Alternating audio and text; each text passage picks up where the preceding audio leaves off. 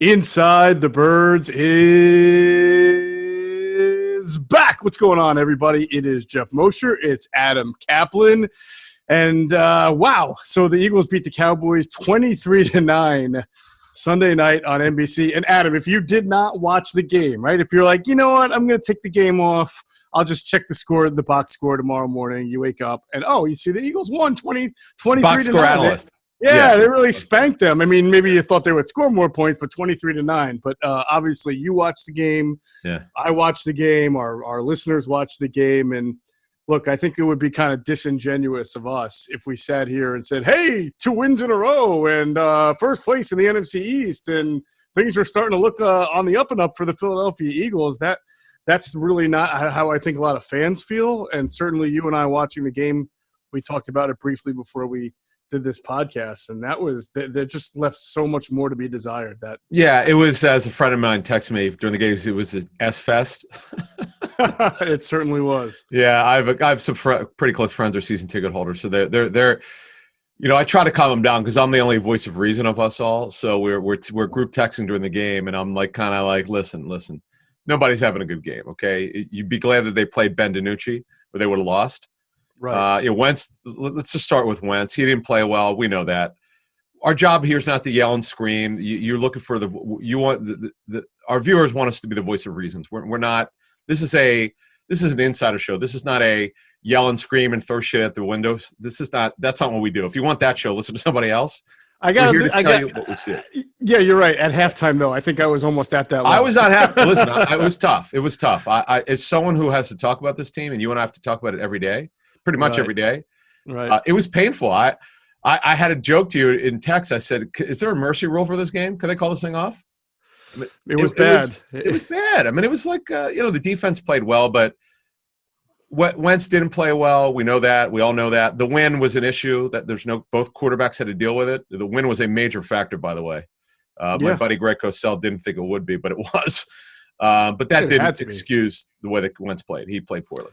Yeah, I agree with you. I thought some of the play calling wasn't great. Dallas obviously they're so incompetent, and I don't mean that in a mean way, but I mean they clearly felt like the only way they could win the game. You mean when you say incompetent. I mean that is they were so undermanned, and they knew it. That the only way they felt they could even hang in the game was basically making a playbook worth of plays that you draw up in the dirt. Three-step drop, out. That's why, by the way, Schwartz did the right thing and not blitzing. He selectively blitzed. People, I saw on Twitter, people were like, "Oh, you got to blitz." I thought coming in game he should, but seeing the way how this kid was frenetic and was so out of his league, Ben DiNucci, just bait him, do what you can to make him make a mistake. Yeah, they got home sometimes. The D-line won when it could, but they certainly didn't seem to blitz very much. But, overall, you feel like you escaped with one. I mean, when Dallas took the lead 9-7, like this is not going to happen. No, it's not. They're not going to lose this game. I never felt at any point the Cowboys were going to win that game. I can honestly say that. Yes, but over the years where this team has lost to some bad teams, you just never know. But, yeah, DiNucci was so not ready to play. I'm trying to be nice about it. Poor kid, he just shouldn't have been out there. I have a little bit of an issue with Ben DiNucci that I want to get into with you later in the podcast. Right. There's just something that stood out to me that made me kind of second guess something going on with him. But we'll get into that more. Got you. But, I mean, just they're so – look, we can break this down. There are some positives. There were some negatives. We'll get into all of that. Let's take an aerial view real quick, though. Sure. No major injuries, I believe. Darius Slay being the only one. He left, and I guess – well, I shouldn't say no major injuries. We have to figure out. We don't know. We don't know. Yeah, what happened ankle. with Darius Slay. Yeah, with ankle. We'll see. That's the only one. Michael Jaquette got hurt, but, I mean, I know that they were down at outside corner. That's really by the trade deadline. If they're going to do anything that's cost-effective, just get some journeyman corner that's not going to cost you much. Maybe you trade a player for a player, whatever. Right. They need an outside corner in the worst way. I'm just telling you that to me is way more of a need now at running back. It's not even comparable. I think that's fair to say. An issue. It's definitely an issue, especially if they have one injury. They're screwed.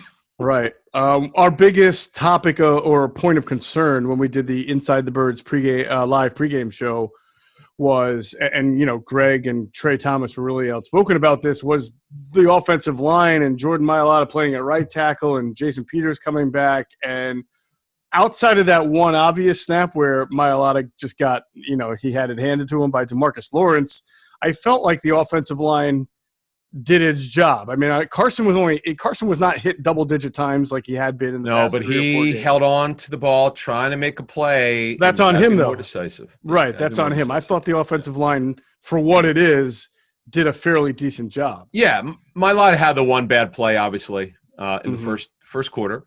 Playing right tackle, position he's not practiced a lot this season or even in training camp, I'm told. So, look, overall, their offense was a struggle. They did run the ball fairly well with Boston Scott. He did a good job. See, the problem that I had with this game was, and it's hard to take a lot of positive out of it. I saw a lot of I'm just scrolling around because I was so bored watching this game. I mean, some of the comments from the fans were hilarious. I won't repeat some of a little bit over the top with some of the things that happened. Barstool had some funny stuff. I got to admit, there was funny stuff. What can I tell you? Wentz. The story of the game was Wentz struggled. Okay, I think that's very fair. I saw the fans' comments. I'll address it. Yeah. Fans want us to scream and yell. We don't do that. It's not our job. Our job is to tell the truth. He didn't play well. Right. He's got to play better. Now, I agree with your point. You and I talked off the air about this. Where I thought Peterson, in my notes, I wrote, where are the midfield throws to help Wentz out, get him accurate, get it out of his hands. Stop trying to throw the ball deep with wind. You had no idea where the ball was going. How about the field goal that Zerline hit? Are you kidding me? Oh my God, it's almost like he practiced it that way. It was incredible. But that tells you, the wind. Yeah, no, it was. I agree with you. The wind was clearly an issue. I think the second interception Carson threw that I think Trayvon Diggs picked off was a clear example. Then went downfield, right? How he got it? I mean, the one that he got his feet in. I don't know how he got his feet in. That one. No, that's the one. I'm sorry, I have the wrong corner. Okay. The one you're talking about was in the end zone, which was a nice diving sprawl. Yeah, it was incredible. Yeah, right. I meant the other one. I think he was going to Hightower. I don't know why all of a sudden. Yeah. Right. On the left side, and it clearly the ball must have got moved in the air. But so I agree with you. But I think that's on Carson. When I say that, I don't think Doug draws up a play. Most of Doug's plays, right, have 5 outlets and a couple of deep, couple intermediary, and a check down. I'm positive in some of these plays that he drew up, intermediary routes were there. But if Carson decides to chuck the ball down the field, that's Carson's. Or they were covered. So see, I can't see because we're watching the game on TV. I mean, it's Monday morning now. We'll find out. Well, for Wednesday's tape review show, we'll have everything. I'll probably have it like Monday night. I usually get the stuff Monday night or Tuesday morning, but. Yeah, I would have liked Goddard. He missed Goddard on a pass down the left about 25 yards, 30 yards. Yep. Overthrow him. Maybe when blown. See, that's the problem is we can't tell. It looked like the wind might have taken it, but it's hard to tell when you're not watching coach tape, watching off TV. Goddard had the 15-yard catch, which was nice. Look, the good thing is his ankle must be much better because they ran him on a longer route. He was in the block a lot. I did notice that. In fact, I used the slow motion of Fios to see how he's blocking. He did a good job on a couple of those runs. The problem, though, is, yes, Boston Scott looked good, but the gap control is so bad by Dallas's run defense. Yeah. And Chris Collinsworth did a good job of putting it out in the first quarter. It was so pathetic. He would point it out. He put his pointer on it. That's the thing here. It's such a hard – because Dallas is so, at times, not competitive defensively. They don't know what they're doing against the run particularly. Look, I give him credit for what they did in pass defense. They did a good job, but we need access to the tape, so I need to find out more. But those are my open thoughts. One struggled. Win was a factor, a major factor, whatever you want to call it. It was a factor. There's no denying it. We saw it. Right. But I think the coach staff could help Wentz out a little bit too.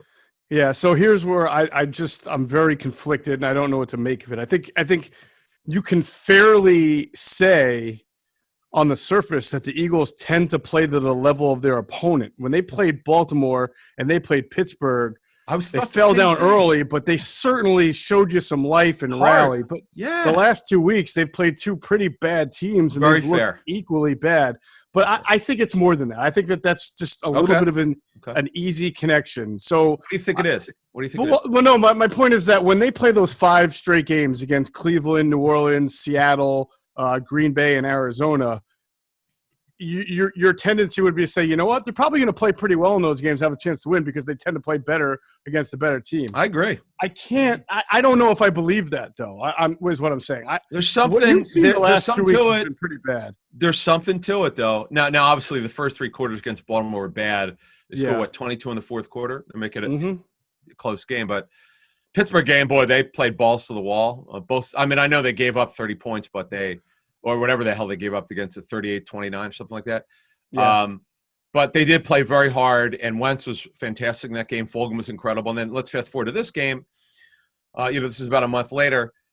If Fulgham, by the way, let's start there. Let's start with the Eagles offense.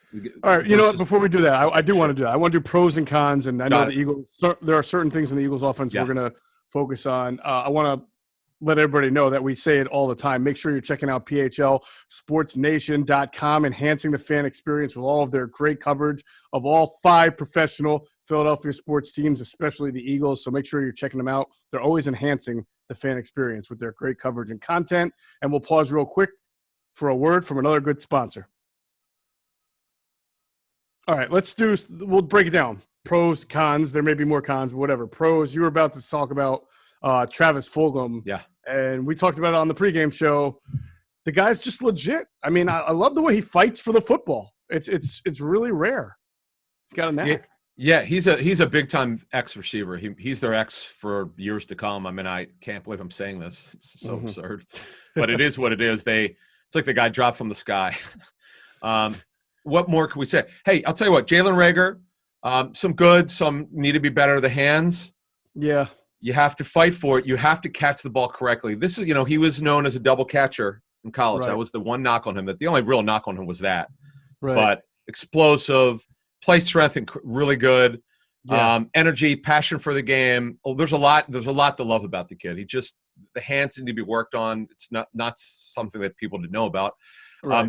They seemed to be. You could correct me if I'm wrong, but it seemed to be a lot of 11 personnel in this game. Boy, I thought they alternated. Because I did see Richard Rodgers. It's hard. It was very. Yeah. They probably were in a little bit of 10 at times. I think they did everything we said they were going to do. Okay. Which is play a little 12, play a little 10, play a little 11. I would think it was mostly 11, but to me, and again, without seeing the snaps yet, even though we said I had reported that Reagor wasn't going to be on a play count, we knew conditioning was going to factor in. I don't think he was out there on 70% of the snaps or anything like that. Yeah, hard to say. Right. But he was in and out a lot. The good thing is he was a factor. You saw him on the 2-point conversion. That was good. Greg Ward, had a bad drop, but late in the game, he certainly was going to be a factor. He had 5 targets in the game. Right. Boston Scott, I said, ran really well. He did. He's sort of a sidewinder sometimes, which is actually good because that shows you run with vision. Thought he did a good job. Again, it's sometimes hard to evaluate how much of a fight the Dallas front four gave them because they're down. They're down to like Justin Hamilton. By the way, Justin Hamilton was formerly an Eagle. He would have been their 6th tackle in training camp, and now he's playing significant snaps for them because they don't have anybody else. They're really bad against the run now. Right. Wentz, look, he didn't have a good game. Let's put the wind aside. It's the accuracy on passes he's got to hit. The decision making when you're hold. I mean, the first bad play. I mean, they must have held up 7 seconds there, 6 seconds, and then he takes a bad sack, fumble, 4 turnovers. They're very lucky they played a bad football team, or they would have lost.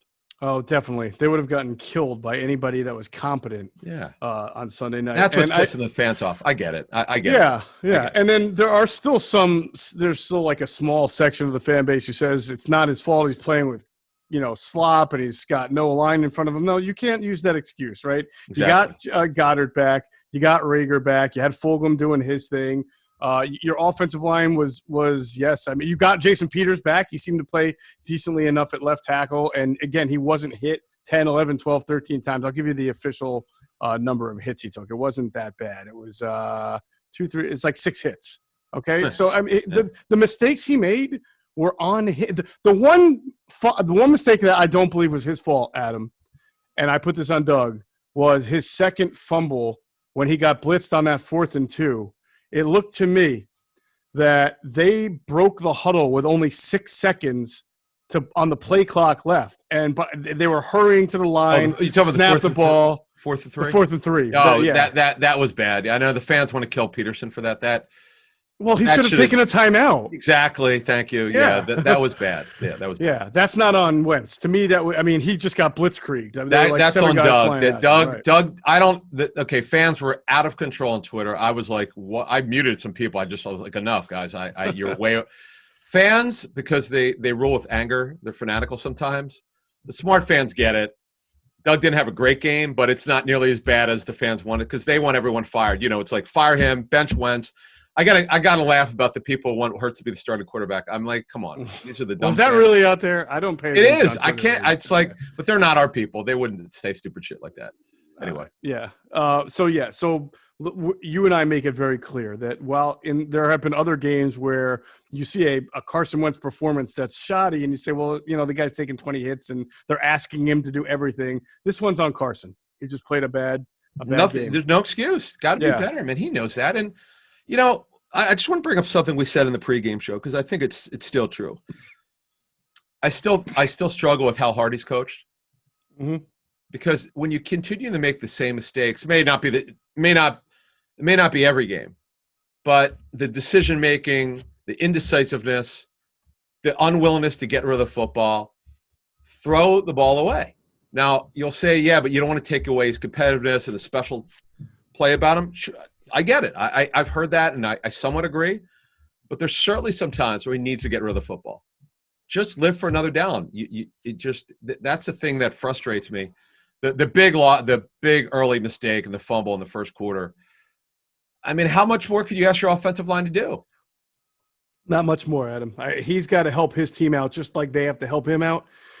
And he didn't. And they're fortunate that Dallas, I think, only scored one of their 3 field goals came on those 4 turnovers. So it could have been a whole lot worse. And then obviously the first time he fumbled, Ben DiNucci fumbled like 3 plays later. So they got very, very fortunate on that. You're right. If they were playing a different team, then they wouldn't have even been close probably into this game. I do think the offensive line played decently. Obviously we have to check the all 22, but other than Mailata, that one play on DeMarcus Lawrence, it seemed like Jason Peters, who almost came out of the game, right? How cliche would that have been? Other than that, it looked like everybody kind of – look, I'll tell you what I saw for the first time this year. Okay. Some of this is because Dallas is really bad. But when they ran the ball, the offensive line reset the line of scrimmage. Yeah, I mean, they moved him off the ball. Boston Scott did a nice job. I don't want to take credit away from him, but there were times where he was just running through the sea. It's the parted sea there. Yeah, and the thing is, because Antoine Woods has been there for a while. Tyron Crawford's a veteran, well into his 30s. They got moved off the football. Now, I don't know if they don't understand the scheme or the hand usage. It's embarrassing how they got moved off the football. Now, you got to give the Eagles offensive line credit, but this has been their lack of discipline against the run is, and I've covered this league 21 years. I'd have to really sit down and research how many bad teams I could remember against the run like this, because if Miles Sanders played, he's having 150 to 200 yards in this game. That's how bad these guys are. Right. Goddard had a nice catch later in the game. It was a 15-yard catch. It was his only catch. Again, I think you and we talked about it on the pregame show. It's not like we thought Goddard and Rigger were going to come back, play the whole game, each have 8 catches for 100 yards. You just wanted to see them get in there and be productive. And I was hoping Goddard would be targeted more. He only had 1 target. He actually had 2, but I don't know why they didn't give him credit for the one. Now, I don't know if there's a penalty. Remember the throw down the left side. Wasn't there the holding on that? Okay, might have had a penalty, but that was definitely a target. Right. It was targeted twice, and like you said, it's surprising that on such a windy day they did not look to do more short and intermediate stuff. Exactly. That was my problem with Doug. That was really my problem with Doug. Now, again, we don't know without access to the all 22 exactly who is open. Because, some of the plays, Wentz probably, if he was going to tell the truth, these guys may not have gotten open, because you could see when NBC would show the shots, because Carson will never criticize his teammates, but there were some shots where you could see nobody was open. Mm-hmm. That's when you know what? Run or throw it out of bounds. That's all. Right. If I were to tell you, again, if you didn't watch the game, right, and I were to tell you that Ben DiNucci would wind up having more passing yards, a higher passer rating, and 2 fewer interceptions than Carson Wentz, what do you think the score would have been? Is that not unbelievable? Oh, God. Yeah. Well, first of all, they got 8 points were gifted to them. Okay, the touchdown, defensive touchdown should not have counted. I mean, I've seen that play 100 times. You thought Vinny had possession? It's a joke. Yeah. Absolutely no way that should have been a touchdown. And the safety was on purpose, I think. So, yeah. I mean, come on. I feel like that made up for the clear. Remember the no clear recovery from 2 years ago against so Dallas. It all comes out in the wash. Yeah. Yeah, sure. Look, folks, I feel your pain. I'm not a fan, so I'm not going to start yelling and screaming, cursing, because you want everyone fired. I mean, the stuff on I do laugh though, because people are so angry. Fans are angry. When I was a fan, I don't know about you, Geoff. No matter what fan of what sport you were, yeah, I would go get that F that. What the F? But I wanted to be a better fan and say, okay, calm down a little bit. You're pissed off. What really happened tonight? Okay, the quarterback didn't play well. He's also had some games where he's played well. He needs to be more consistent. We get it. You're absolutely right. Let's move on to I'm done with offense. Well, one real quick thing more on offense, which is very surprising. We know the Cowboys entered the game, as we highlighted on the pregame show, allowing a league most 35 points per game and 400 total yards per game, right? 180 on the ground. The Eagles scored 18 points. They had 222 total yards. All right, the Cowboys had 265, and they rushed for 119. Cowboys rushed for 133. It's not. Yes, Carson Wentz had a bad game, but it's worse than it. I mean, it was really bad, and so I don't want to just move on and be like, "Look, we don't have to yell." The offense. I mean, I said that was terrible. Wentz didn't play well. Wentz struggled. There's really nothing else to say. I mean, I guess what I'm getting at, Adam, is that what's your kind of confidence level as we sit here halfway through the mark, right? And we've seen Carson Wentz play well, in not from start to finish in any one single game. We've seen him play well in 2 spurts against Baltimore and Pittsburgh, and then maybe like a quarter spurt against the Giants, right? But they played 8 games. I don't know. I don't know where I'm at with that. I really am surprised. I really thought this was going to be the game with the guys coming back, that Carson was going to make better decisions and really start to turn the corner. And one thing I want to say, this has nothing to do with Wentz. It's more about what teams have seen. I actually have not talked about this very much. The one knock the teams give on the offensive structures is the route combinations are just not. Although we did see some more, we saw some stuff. We saw a little bit of window dressing, but not nearly enough. They need to do way more than this. I'm still been underwhelmed by this new coaching staff, this revamped staff. I mean, quite frankly, it's not been anywhere close to the bill of goods we were sold on this thing. Oh, that's fair. I think there was a lot of motion, but I don't. Some in the first half. They misdirection, not a lot of creativity with the guards pulling or trapping. I mean, like you're saying, what you. Yeah, I want the San Francisco pre-snap motion. I want to do. You see what the Rams do? Yeah, I want that. I don't. It's the same. It's a derivative. This offense is a derivative of the same system. Based on these new coaches coming in, we're supposed to see some of that. Well, we're not seeing very much of it. We see a little bit each game. I want to see way more of that stuff. The pre-snap motion. You know, the Niners last year had something like 70% pre-snap motion, and they're now they do it differently. Doug does not scheme guys to get open a lot. They ask guys to win here more, where Kyle Shanahan by design. So I'd like to see a little bit more creativity, not a little bit more, a lot more. That's the one thing that really bothers me about this offense. Look, I saw a stack release. I saw on the left side a stack, good. But I want to see more disguise and more deception, and we're just not seeing enough of it. No doubt about it. Let's get into the defense. First, download the top-rated DraftKings Sportsbook app today. Use code ITB for a special offer when you sign up That's code ITB for a special offer when you sign up only at DraftKings Sportsbook. Okay, defense. Yeah, I agree with you. I bet you that Jim did have a plan going into the game to throw a lot more kind of kitchen sink, throw the house at Ben DiNucci. But after the first two series, when you realize that Dallas came to do some really funky stuff on offense, I thought it was a smart decision to be like, all right, this stuff is only going to take them so far. Yeah. And then it's the third down, then we'll bring the house. But we're not going to go crazy on first and second. Yeah. If I'm Schwartz, I'm like, okay, this guy has no chance to beat me. I've seen enough. We're going to make him make a mistake. He looks like a guy who's running like a chicken without his head on. He shouldn't have been in there. He looked like a kid who is not an NFL quarterback right now. He's pretty athletic. He could scramble, but that's all he can do. It was kind of what I thought. I mean, people want to knock. I saw some comments on social media about that the D-line didn't win. I think you got to understand, folks. It was 3 steps, get the ball out. They were so hell-bent, the Cowboys coaches, of getting the ball out of this kid's hands. They were going to let him think at all. Get it out. Try to help him get accurate. The sidewinder, the Kent DeColvey throws. I cannot believe Kent DeColvey has been mentioned 3 times this year in an Eagles game. I was one of them. 3 times in a broadcast, though. Yeah, I mentioned it a couple weeks ago. I mean, this was ugly, man. This is a really rough game. Because the anger that I had personally is that we had to suffer through watching this game. I mean, I just bleeding. This was an awful game, and I folks, I know you want us to scream and yell and curse. That's not what we do. But I feel your pain in that it was a bad game. Mm-hmm. It was tough to watch. I couldn't imagine being a fan going to this. One of the 6,000 or so that went, the 7,500 people they're allowed to have at the game, including both team staffs and front offices and everyone else. I don't know how you sat through this thing. I mean, we had to do it. It was painful.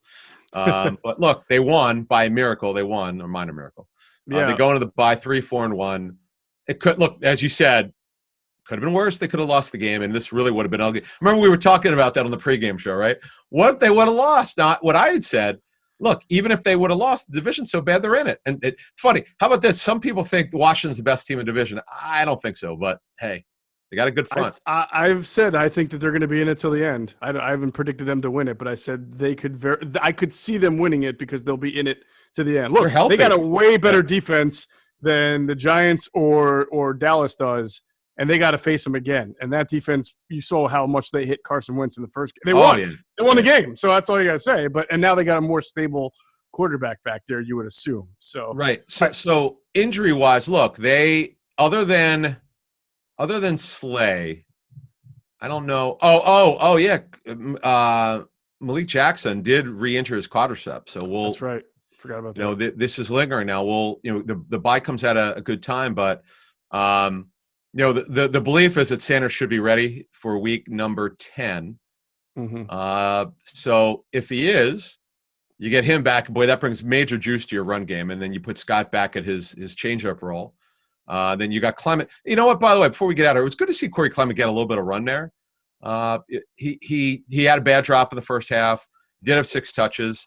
He ran hard. He did a nice job. I know it's a Dallas front. They don't stop anybody against the run, but it was good to see him knock it up in there a little bit. Yeah, I agree. Again, it's so weird. You just don't get a feel for who's going to get the ball in certain situations in their running game or in their screen game, but it was good to see him get out there. All right, my issue with Ben DiNucci was this. You brought it up a little bit with the Kent DeColvey stuff.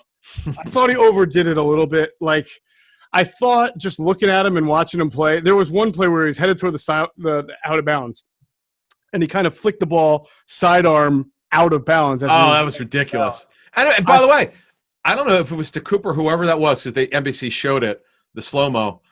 If he just threw it, but to try to keep it inbounds, to complete a pass.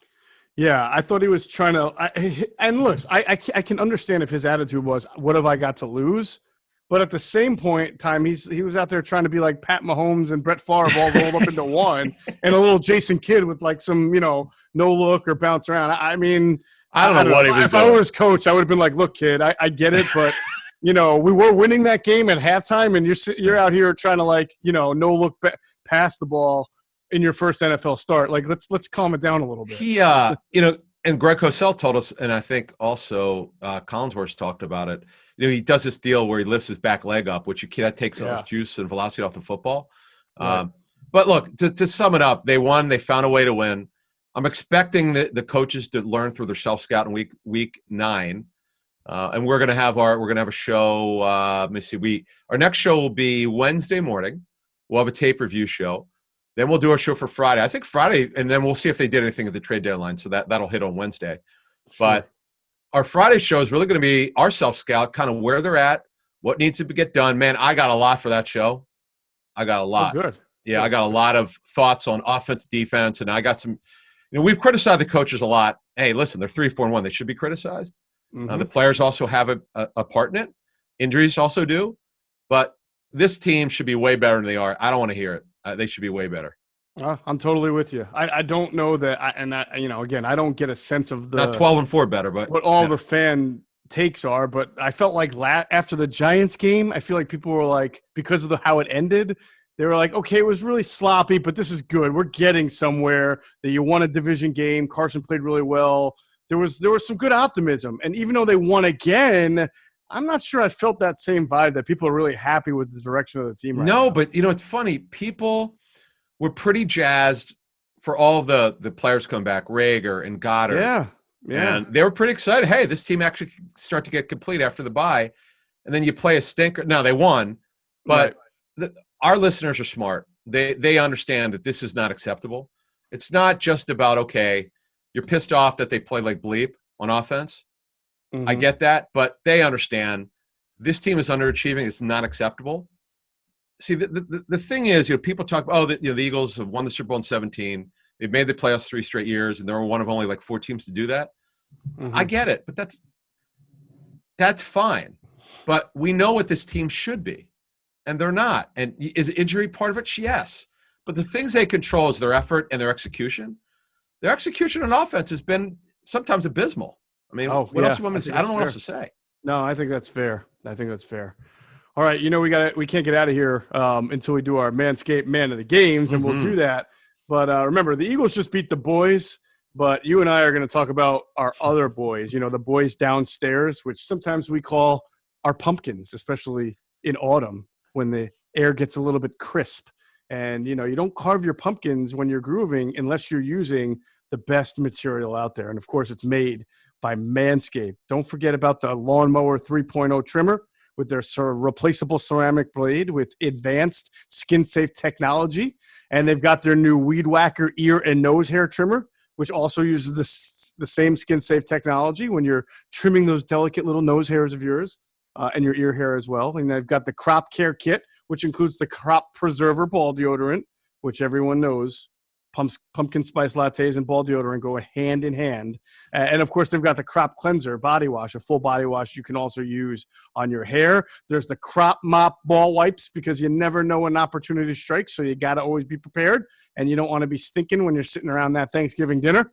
And if you suffer from stank foot, Trey Thomas was all over this the other day. He said, if you suffer from stank foot or you're standing on your feet all day, then, man, let me tell you what Manscaped has, the Foot Duster Foot Deodorant. It's a free gift that they throw in there. It's a cooling tea tree oil that offers a pleasant experience for the stankiest feet and allows you to take your shoes off in confidence. Adam, you know it, and it might be different in COVID because I don't know how many family gatherings are, but when you go over for Christmas, you want to relax, you want to watch football, you want to kick your feet or off. Hanukkah, yeah.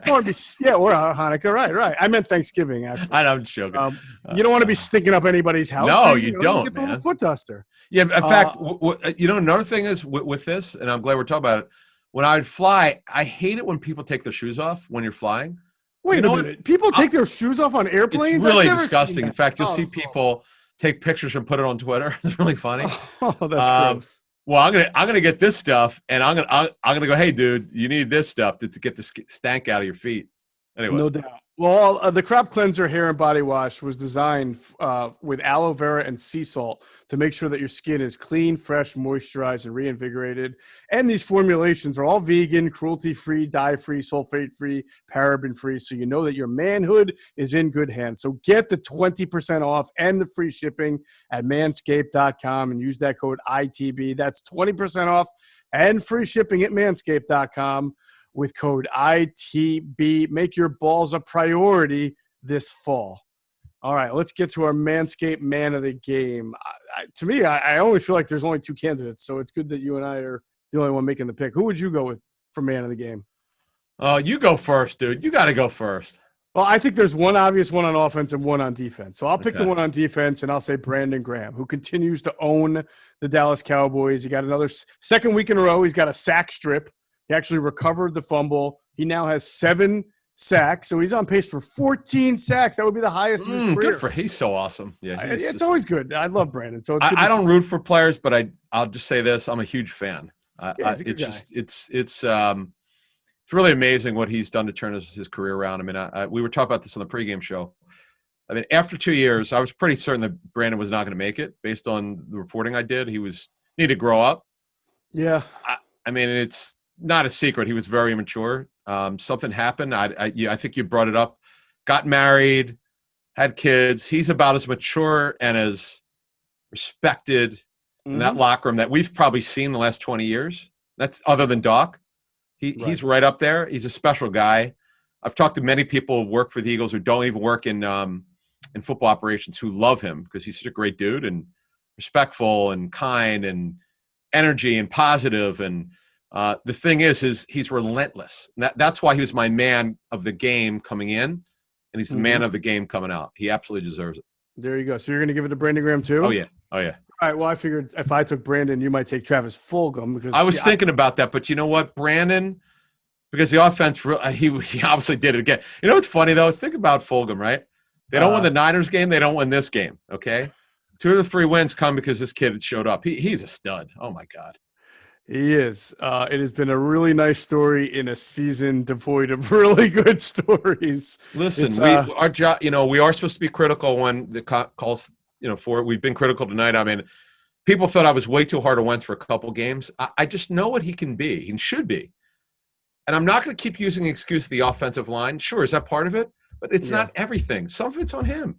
Yeah, no, I agree with you. I think you look back at this past game and you don't use those excuses that you might have used in the past. It was on him. They got to figure this out because, again, after this Giants game that they're going to play coming out of the bye, I don't want to call it murderer's row, but for the Eagles, it might as well be because those are, Cleveland, Seattle, New Orleans, Arizona, and Green Bay. Of all those teams, I guess the worst one you would say is Cleveland, and they're 5-3. They don't have 5-3. Yeah, they don't have Miles Garrett hurt his knee on Sunday. They don't have very good defense. They have one good corner in Ward. Very winnable game. Look. Hey, the game coming up before we get out of here, folks, against the Giants, they're no pushover. They're a competitive football team. The record stinks, but they're competitive. They should have beaten the Eagles. They had them. They did. All right, so we'll be back in the middle of the week with kind of a tape review and also a look at the trade deadline. At that point, it will be not here yet, right? Or it'll be that night? No, it will be passed. We'll see if there's anything it'll be passed. And if they got anything done. I remember 2 years ago when we first started our show, we were doing the Golden Tate, kind of how he fit in. That was kind of interesting, although it didn't work out quite like they thought. That was a play-to-win situation. Mm-hmm. They're kind of, because of the cap next year, potentially as low as $175 million. It throws a real wrench into trying to do stuff, but they can do 2 or 3 simple moves of bringing in players are cost-effective just for the season, expiring contracts on the veteran minimum. But I say that you got to find those players who are backups who you like. Like I said, to get out of here, outside corner, power running back. I love to see that. To me, linebacker T.J. Edwards, by the way, we forgot to talk about him. He played very well. Yeah, I thought so too. He did really. But over that, I would say linebacker, it is what it is. I wouldn't worry about that one. But to me, outside corner, big running back, and I'd be happy. All right, and we'll go through that on Wednesday. And on Friday, we'll probably do a little bit of a state of the Eagles as they go into the second half of their season. That's going to do it for this episode of Inside the Birds, the leading podcast for Eagles Intel. Big thanks to our producer, Hunter Brody. Check out his work on YouTube. It's called Sports Talk with Broads. Make sure you follow him on Twitter, also at Broads81. And as always, we thank you for flying with us inside the bird.